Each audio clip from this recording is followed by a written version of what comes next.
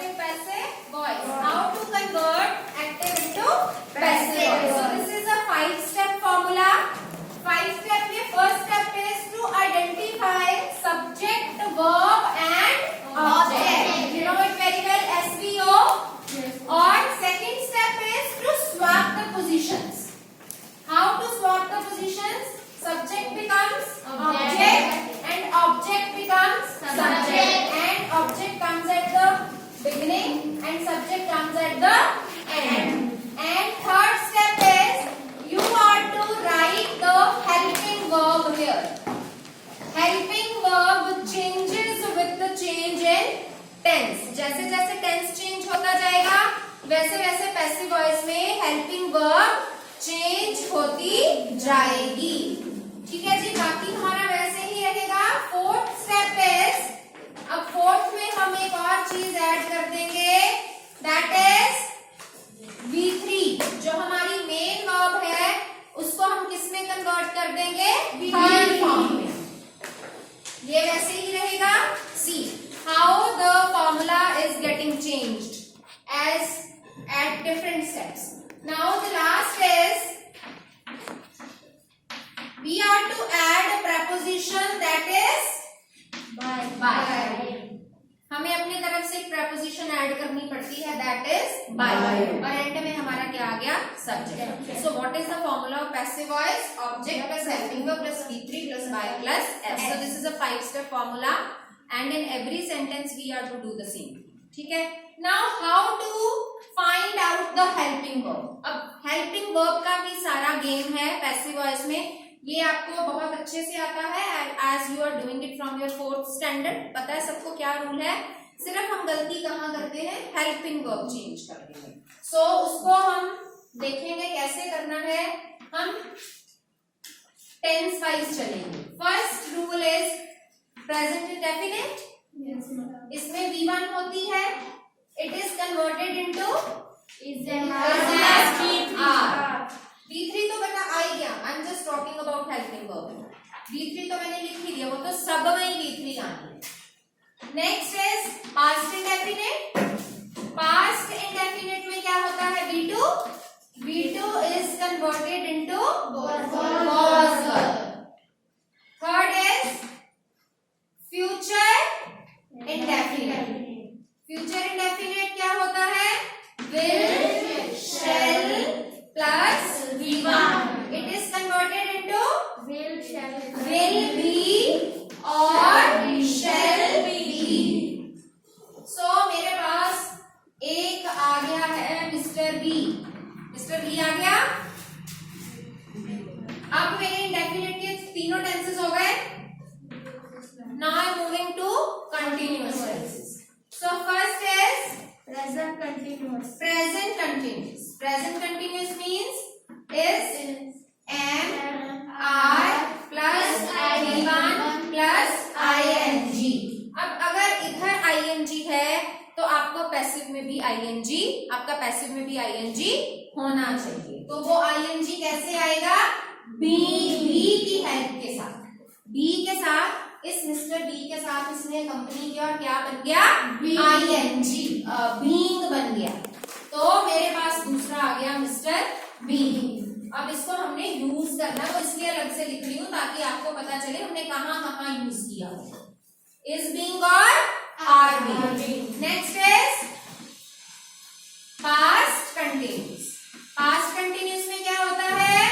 was, were plus V1 plus ing and it is converted into was being, were being. The same thing, इधर ing है तो उधर भी ing आएगा. इधर is mr है तो उधर is mr होगा. इधर was were है तो उधर was were होगा. अब मेरे कंटिन्यूअस के हो गए because the future continuous cannot be expressed into passive voice. Now the next is present perfect. हाँ जी, प्रेजेंट परफेक्ट क्या होता है? has, have plus V3. So it is converted into has been or have been. तो एक और mister आ गया. कौन सा mister? Mister famous? Mister Bean cartoon देखते हो ना? मिस्टर बीन याद रखना है, जो परफेक्ट टेंसेस के साथ आते हैं वो मिस्टर परफेक्ट समझ लो। Mister Bean is mister perfect, तो हर परफेक्ट के साथ हमारा बीन आएगा, पैसिव में, एक्टिव में नहीं।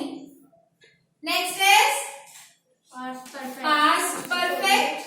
Past perfect means had plus be3, it is converted into had been।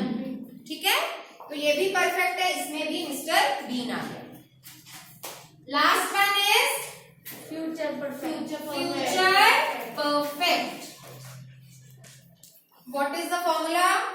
shall have, will have, right, will have or shall have plus be3, it is converted into will have been or shall have been। ठीक है, इसमें has नहीं आता, has been नहीं आएगा future perfect में, will या shall आएगा, उसके साथ हमेशा have आता है। क्लियर है? ये हमारे रूल्स हैं। मैं आपको 2-3 एग्जांपल्स बता देती हूँ how to convert it. If I say he plays cricket, the first step is to identify SVO, subject verb object, then to swap the positions। Cricket आगे चला जाएगा। उसके बाद हमारा फॉर्मूला है हेल्पिंग वर्ब। हेल्पिंग वर्ब कैसे पहचाननी है? This is first form. First form is converted into is and are. तो क्रिकेट के साथ क्या आएगा? Is. Cricket is. Next helping verb के बाद V3, प्ले की third form play, then to add preposition by, and then जब position swap करके ही उधर गया तो क्या बन गया? Right? So this is the way that we convert active into passive voice. अगर यहाँ होता he played cricket, cricket was played by him. He will play cricket, cricket will be played by him। He is playing cricket, cricket is being played by him। He has played cricket, cricket has been played by him। The common mistake that you commit here, you try to convert present forms into past form like narration। जैसे हम direct indirect speech में मैंने आपको सिखाया था कि is को was बना दो, हैज को हैड बना दो, वो आप एक्टिव पैसिव में भी करने की कोशिश करते हो, दैट इज रॉन्ग। इसमें हमारी जो फॉर्म्स है वो चेंज नहीं होगी, वो सिर्फ नरेशन में होनी है। राइट? अभी आपको आई होप सिंपल समझ आ गई है। आ गए बेटा? Yes. Now we'll do voice with double object. He gave me a book। Now you know what is direct object and what is indirect object। जो what का आंसर देती है वो होता है डायरेक्ट ऑब्जेक्ट, जो टू whom का answer देता है वो होता है इनडायरेक्ट ऑब्जेक्ट। रूल सेम रहने हैं, आप डायरेक्ट को भी आगे ला सकते हो, इनडायरेक्ट को भी आगे ला सकते हो। First of all let's see how to convert direct object. अगर मैं डायरेक्ट ऑब्जेक्ट को आगे ले आऊं तो ये बनेगा book. This is second form. Second form is converted into was. तो क्या आ जाएगा? वॉज। Third form given. अब क्योंकि इसमें हमारा एक ऑब्जेक्ट और है जिसको हमको कवर करना पड़ेगा, उस ऑब्जेक्ट के साथ हम एक प्रीपोजिशन लगाएंगे टू मीन बाय। बाकी तो सेम ही है, सिर्फ ये एक स्टेप इसमें एक्स्ट्रा हो। ठीक है? अगर मैं इनडायरेक्ट ऑब्जेक्ट को आगे लेके जाऊं देन मी बन जाएगा आई। गेव सेकंड फॉर्म है, second form is converted into was. I was given. I was given, फिर direct object as it is आ जाएगा। I was given what? I was given a ball by him. So this is the way you can convert the active sentences with the double object into passive। Now next is interrogative। How to convert interrogative into passive? Interrogative में अब दो तरह के होते हैं, एक जो W word से शुरू होते हैं like who, when, where, कुछ भी आ सकता है, राइट, जो W वर्ड से शुरू हो, और दूसरे जो हेल्पिंग वर्ब से शुरू हो। रूल्स सारे सेम रहने हैं, वो ये जो चीज है ये कभी नहीं बदलती। कौन सा भी आपका चाहे इंटेरोगेटिव आ जाए, चाहे इंपेरेटिव आ जाए, चाहे सिंपल आ जाए, rules are same. Now I give you example of W words. दो एग्जांपल्स दूंगी। Who teaches you maths? You know, once I asked this question in exam और बच्चे ने उस टीचर का नाम लिख दिया कि that teacher teaches us maths. Who teaches you maths? तो जब इंटेरोगेटिव को हमने चेंज करना है तो आपका W वर्ड से ही शुरू होगा। अगर W वाला क्वेश्चन है तो वो W से ही शुरू होगा आपका आंसर भी। हाँ, that is a different thing कि who is changed into by whom। सिर्फ by आगे लगा, हुआ W से शुरू। by whom teaches first form is converted into is and are। अगर मैं you को आगे लेके आऊं तो क्या बन जाएगा, are। you के साथ are लगेगा ना। मैं indirect object को आगे लेके आ रही हूँ। by whom are you, teach की थर्ड फॉर्म taught, और लास्ट में क्या बचा, क्योंकि by हम ऑलरेडी बिगिनिंग में लिख चुके हैं, so we need not to write it again at the end, right? By whom are you taught maths? The common mistake that you commit here, you write by whom you are taught maths। आप यही लिखते हो, जबकि हमें पता है कि when we start our interrogative sentences, उसको हम helping verb से शुरू करते हैं, तो यहाँ भी helping verb जो है वो आगे आएगी। Second example, why are you closing the shop? The same W से ही शुरू करेंगे क्योंकि यहाँ भी W से है, तो Y का Y रह जाएगा। ये है ism R plus ing, means ये वाला इसमें कन्वर्ट होगा is being और are being। अगर the shop को आगे लेके जाऊंगी तो उसके साथ is being आएगा कि are being? is being। अब बेटा अगर हमारी वर्ब में डबल वर्ब आती है, if it is a combination of two words, verb is a combination of two words, तो जो सब्जेक्ट है उन दोनों के बीच में प्लेस होता है। जो सब्जेक्ट है हम उन दोनों के बीच में प्लेस करते हैं। तो द शॉप आगे आ गया इज बीइंग के बीच में, तो क्या बन गया हमारा, why is the shop being। Close की third form close by you, so answer क्या बना, why is the shop being closed by you। हाँ जी, एक हमारे जो हेल्पिंग वर्ब से क्वेश्चन शुरू होते हैं। For example, does he wash the clothes। हाँ जी, इसमें जो मैंने आपको मेन चीज बतानी है, जो डज एंड डिड से क्वेश्चन शुरू होंगे, डज एंड डिड से जो क्वेश्चन शुरू होंगे, आंसर में डज एंड डिड नहीं आएगा। ये डज सिर्फ आपको टेंस की पहचान के लिए बताया गया है। Can you tell me which tense is this?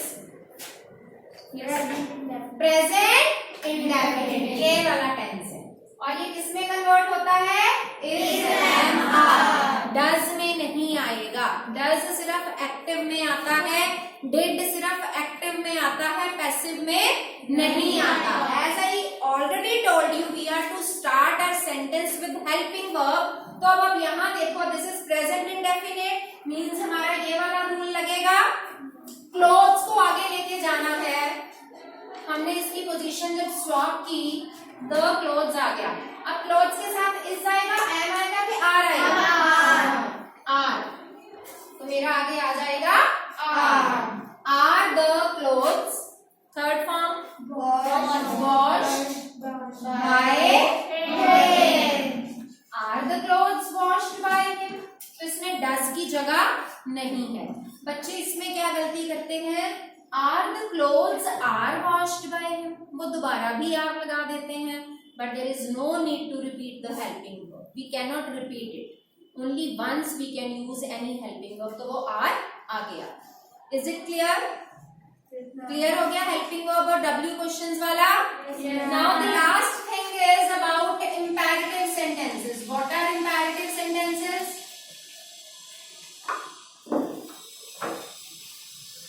What are imperative sentences बेटा? डोंट जस्ट रेज हैंड, बोल दिया करो फटाफट. ऑर्डर, एडवाइस और रिक्वेस्ट देंगे. तो अगर मैं इसको चेंज करूं, I am giving you just 2 examples. Shut the door. Second is help the poor. तो ये है ऑर्डर, ये है एडवाइस. ऐसा ही है, हम किसी को हेल्प करने के लिए फोर्स नहीं कर सकते, तो दिस इज एडवाइस और दिस इज ऑर्डर. 2 तरीके से बनता है. एक बनता है लेट से, जहां हम शुरू करते हैं पैसिव को लेट से. लेट के साथ कौन सी फॉर्म आती है? बी. Mister B. लेट के साथ बी आएगी. But as I already told you, if it is a combination of 2 words, तो जो हमारा सब्जेक्ट है वो इसके बीच में आएगा. तो what is the subject? The door. Let the door be shut. Shut is already third form. Shut shut shut ही रहता है, इसलिए वो शट ही रह गया. सेकेंडली, ये क्या है? Order. So you can simply write you are ordered to shut the door. As simple as it is. ठीक है? This is the easiest, easiest imperative is the easiest type of active sentences which can be converted into passive. अगर यहाँ देखें तो let आ गया, इसके साथ be आना है, the poor इसके बीच में आएगा, because the verb is combination of 2 words. Let the poor be helped. Help की third form help. And second way, you are advised to help the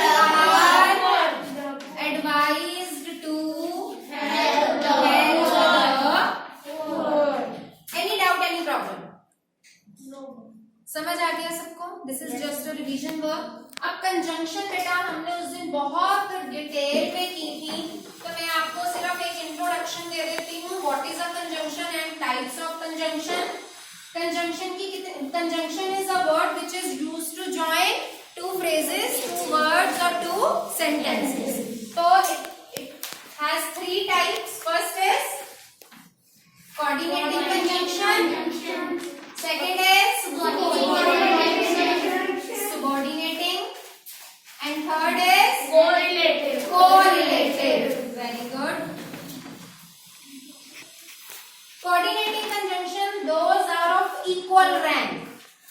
अगर हम उन दोनों को अलग अलग कर भी दे तो उनके मीनिंग में कोई फर्क नहीं पड़ता. बट subordinating वो होती है one of the part of the sentence is dependent on the another. तो coordinating में मैंने आपको एक एक्रोनिम बताया था. Yes.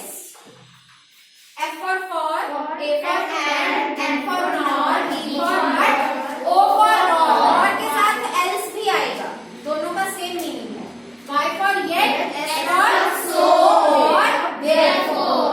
और coordinating conjunction कभी भी beginning में नहीं आती. They cannot come in the beginning. Subordinating means the one of the parts of the sentences is dependent on the another. एक दूसरे का subordinate है, उसके अंडर है. subordinate होना किसी के अंडर होना. तो इसमें कौन सी एग्जांपल्स कंजंक्शंस आ जाएंगी? although, though, because, if, rather, कुछ भी, so on. number of conjunctions are there in this. क्योंकि इनके अलावा बाकी सारी किसमें आएंगी? सबऑर्डिनेट. कोरिलेटिव, जहां हम 2 कंजंक्शंस का पेयर बना के यूज करते हैं. Like although, yet, either or, neither nor. So we use the pair of the conjunctions and these are known as correlative conjunctions. अब बेटा कुछ conjunctions का आपको मीनिंग जब तक क्लियर नहीं होगा, you cannot use them accurately. जैसे unless means जब तक नहीं. Unless you work hard, comma, you cannot get good marks. Unless के साथ मैंने आपको उस दिन भी बताया था not word नहीं आता है. You cannot say unless you don't work hard. Everyone pay attention. Everyone. Don't look at your nails. Unless you work hard, you cannot get good marks. जब तक आप मेहनत नहीं करते, आपको अच्छे मार्क्स नहीं मिल सकते. अब although और दो का मीनिंग क्या होता है बेटा? चाहे. Still फिर भी. Yet फिर भी. तो अगर मैं एग्जाम्पल दूं आपको, he works hard, he does not get good marks. कैसे आएगा?